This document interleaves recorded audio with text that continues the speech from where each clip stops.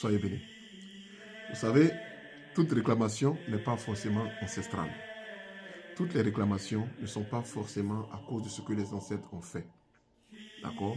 Il y a ce que les ancêtres ont fait qui sont aussi bien pour nous. C'est-à-dire que nous avons des bénédictions aussi ancestrales. J'espère que vous le savez. Hein? Voilà, les gènes que vous avez vous donnent un certain corps, une certaine forme, une certaine force, certaines capacités. Tout ça, c'est aussi, il y a des bénédictions. Donc, il y a des choses bien qu'ils ont pu faire. Ils ont dû se nourrir comme il faut. Ils ont dû faire de bonnes prières aussi, etc., etc.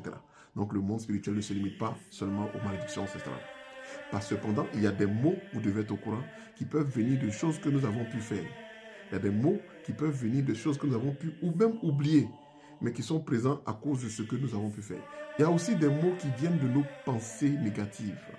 C'est-à-dire qu'il y a certaines personnes qui vivent des problèmes et qui commencent à enregistrer dans leur subconscient le mal. Cela finit par... Je ne sais pas si ton conscient continue de dire je n'ai pas fait, je n'ai pas fait. Tout ce que tu enregistres dans ton subconscient, mais ça a été pour une période de ta vie où tu as eu des problèmes, tu as dit ah, je préfère mourir, je préfère mourir. Le fait d'avoir sorti ces paroles-là, avec une certaine émotion, tu as enregistré ça dans ton subconscient, eh bien c'est en train d'agir. Tu vas entendre les docteurs dire que tu as une maladie. Il faut faire attention à ce que nous pensons. Il faut faire attention à ce que nous vivons.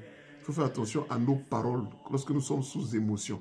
C'est des choses qui peuvent nous permettre de vivre longtemps ou de vivre moins longtemps.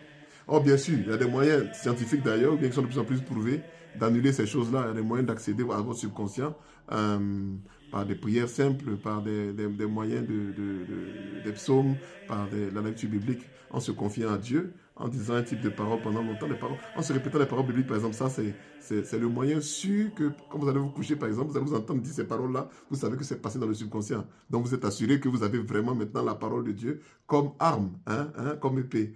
Allez, commentez. Si vous avez des questions, posez-les. Nous sommes prêts à y répondre et puis partager. C'est là et bénédiction chez vous.